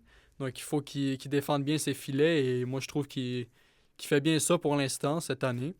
Donc, je crois qu'il va pouvoir bien performer durant sa carrière et pouvoir atteindre des excellentes statistiques plus tard dans sa carrière. Choix intéressant. Yaroslav Askarov qui demeure assez jeune tout de même. Ouais. C'est sûr que pour les gardiens, les options sont plus limitées parce que c'est... Comment je pourrais dire? Ils arrivent dans la ligue à un âge plus vieux aussi. Non, c'est ça exactement. Leur développement leur nécessite plus de temps pour ces gardiens-là. Donc, ta deuxième sélection maintenant, un attaquant ou un défenseur? Donc, moi, il me reste un attaquant et un défenseur à prendre. Oui. Je pense que je vais y aller avec un buteur né. Un buteur né américain qui a été mis de côté dans la sélection américaine, Cole Caulfield. Wow. Je sais pas si tu le voyais venir, mais puisqu'il est toujours sur la table, il a 24 ans. Il a déjà 12 buts cette année. Oui. C'est égalité en deuxième place dans la Ligue nationale. C'est un buteur que tout le monde veut dans son équipe. C'est un buteur que je veux dans mon équipe et qui, selon moi, va atteindre des plafonds exceptionnels durant sa carrière. Il va en marquer des buts, il va en marquer beaucoup de buts. Donc, j'ai besoin d'un buteur. Voilà Cole Caulfield. Ben, j'aime la sélection que tu as faite basée sur le type d'alignement que tu avais créé jusqu'à présent, qui était majoritairement centré sur des fabricants de jeux. Ouais. Donc, d'aller chercher un marqueur pour les compléter, c'est certainement une option intéressante. Et de choisir Askarov me permet de me garder un gardien pour mon dernier choix. Quoique, techniquement, c'est mes deux derniers choix. Il me reste un attaquant et un gardien à choisir. Je vais y aller avec le gardien parce que l'attaquant, j'hésite encore, donc je vais m'acheter peut-être une minute. Pour le gardien, je vais y aller avec Spencer Knight. Jusqu'à l'an dernier, on aurait probablement sélectionné Dustin Wolf à cet endroit-là, mais il connaît un début de saison assez difficile avec les Flames de Calgary. Et l'an dernier, à partir du tournoi des 4 Nations, avait connu une fin de campagne beaucoup plus complexe, une efficacité qui était en deçà de 900, tandis que de son côté, Spencer Knight a vraiment donné une opportunité aux Blackhawks d'être compétitifs cette saison, notamment avec la montée de Connor Bedard, entendons-nous, mais il a été lights out devant le filet, comme on le dit, vraiment performance d'exception, et contrairement aux autres gardiens qui sont disponibles dans cette catégorie-là, en avait déjà prouvé beaucoup en Floride à titre d'adjoint derrière Sergei Bobrovsky. Donc je crois vraiment que Spencer Knight était la meilleure option sur la table de mon côté, entre les poteaux. Et là, pour mon attaquant, j'hésite entre deux joueurs. De mon côté, j'ai déjà des marqueurs en Connor Bedard et Cutter Gauthier, et j'ai des joueurs un petit peu plus... qui, sans nécessairement être des passeurs, sont vraiment entre les deux, entre Leo Carlsson et Tim Stützle. Donc, je crois que je vais devoir me doter d'un fabricant de jeu. Et ma sélection sera l'homme qui a signé pour 80 millions il y a maintenant 2 semaines de cela. Le membre du Mammouth de l'Utah, Logan Cooley, qui complète un trio aux côtés de John Jason Petsiaka et Dylan Gunther. Cette unité-là va être électrique pour la décennie à venir. On le voit déjà pour débuter la saison. Donc, je viens compléter ma formation avec un fabricant de jeu hors pair, qui est peut-être pas le plus grand des centres, mais j'ai fait attention de me doter de gros bonhommes tels Cutter Gauthier et Leo Carlsson. Donc, je peux me permettre une certaine marge de manœuvre. Et maintenant, ton dernier défenseur? Intéressant. Moi, en ce moment, j'hésite entre Brock Faber ainsi que Thomas Harley. Mais je pense que je vais plus pencher vers Thomas Harley. Je vais aller me prendre un autre plus costaud qui a déjà 5 ans d'expérience dans la Ligue nationale. Cette année, tu l'as dit toi-même, il s'est comme fait voler sa place par Iskanen, mais Harley a un bon début de saison, il a un bon début de carrière en général. C'est un bon... il est bon pour bloquer des tirs. J'en ai besoin dans mon équipe avec Lane Hudson. Mais j'ai besoin d'un plus costaud et d'un bon défenseur en Thomas Harley. Mais justement, Jim Neal et les Stars avaient été assez patients envers Thomas Harley en le laissant quelques années se développer dans la Ligue américaine pour qu'une fois son arrivée dans la Ligue nationale complétée, il soit déjà un défenseur à maturité et il l'a prouvé au cours des 2 dernières saisons. Donc, ça complète bien ton trio. Donc, voilà notre repêchage maintenant terminé. Je vais vous faire un résumé de nos équipes pour que vous puissiez l'avoir à l'audio et que vous ayez une idée de pour qui vous allez voter, la formation Léo ou la formation Damien. Donc, du côté de Léo, le premier choix de son côté a été Macklin Celebrini des Sharks. Sinon, son noyau offensif a été complété par Jack Hughes des Devils, Ivan Demidov des Canadiens, Wyatt Johnston des Stars, Lucas Raymond des Red Wings et Cole Caulfield des Canadiens. Sa brigade défensive, Lane Hudson des Canadiens, Luke Hughes des Devils, Thomas Harley des Stars et Yaroslav Askarov des Sharks. Quel est ton niveau de confiance par rapport à ton équipe, Léo? Moi, je trouve que mon équipe est excellente. J'ai une équipe assez balancée, là, des défenseurs costauds, Mhm. des attaquants qui peuvent marquer, des attaquants polyvalents qui peuvent passer, des attaquants qui sont des fabricants de jeu. Je pense que j'ai une équipe assez balancée. Une excellente équipe, certainement meilleure que la tienne, Damien. Ouh, intéressant. On va laisser nos électeurs le déterminer. Personnellement, ma formation est composée de Connor Bedard des Blackhawks, Leo Carlson des Ducks d'Anaheim, Tim Stützle des Sénateurs d'Ottawa, Matvei Mishkov des Flyers de Philadelphie, Cutter Gauthier des Ducks d'Anaheim et Logan Cooley du Mammoth de l'Utah.